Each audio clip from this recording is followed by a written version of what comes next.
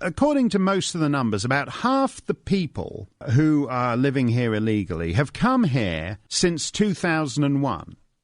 That's to say they broke into a country that has been on code orange alert for the last 14 years. Do you know how ridiculous it makes that sound? This is moving around America now is like moving around Eastern Europe in the 1970s. You go and shuffle shoeless through these long, hellish lines at O'Hare and LAX and all these other airports.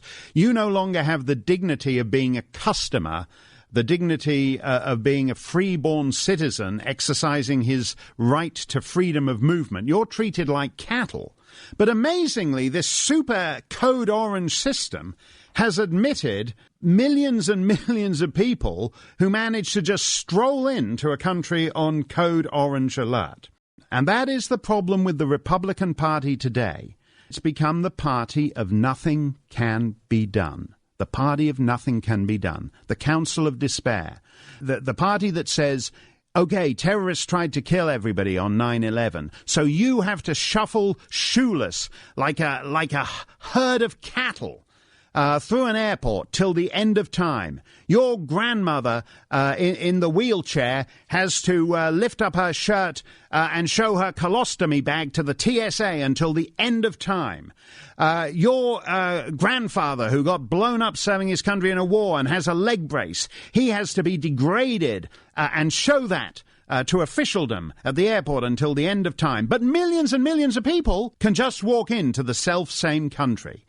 And we're supposed to accept that nothing can be done. The Republican Party has become the party of nothing can be done. Here's a typical story from Politico. Here we go again. I don't even have to read this. I can pull the one. Here's one I made earlier, and I can reach down and pull out of the oven the government shutdown story from 2 years ago, whatever it was. House GOP leaders desperate to avoid shutdown. This is Politico. We've all seen this conspiracy thriller before. An explosive confrontation. Fireballs over Washington. An explosive confrontation brewing between the House Republican leadership and conservatives over Planned Parenthood is threatening to shut down the government for the second time in 3 years. And House GOP leaders have yet to settle on a strategy to avert it. Now, do you get where we're going here? It's not the dead. If it was a thriller, the dead baby heads being mailed around the country would be at issue. But now here it's the federal funding for the baby heads. That's not the issue.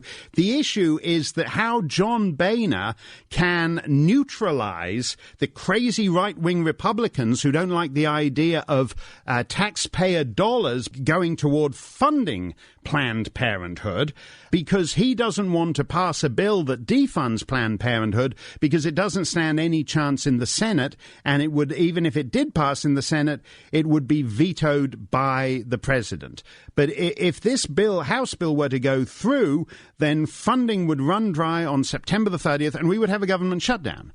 And as usual in a government shutdown, 88% of the government carries on as usual, and the 12% of so-called non-essential workers who are at home get, when the government shutdown ends, they get all the back pay they were due for just sitting around at home all day. So nothing matters. The only people who have to work harder during a government shutdown are the media, who have to find all those stories about, well, 27-year-old heroin addict Fred Schlub wanted to buy a new house. He had no money, he has no work, and he has a $600 a week heroin habit. But under the federal heroin addict outreach affordable housing program, he would have been eligible for a federal housing loan. But that department has happened to be closed because of the Republican-imposed shutdown over Planned Parenthood.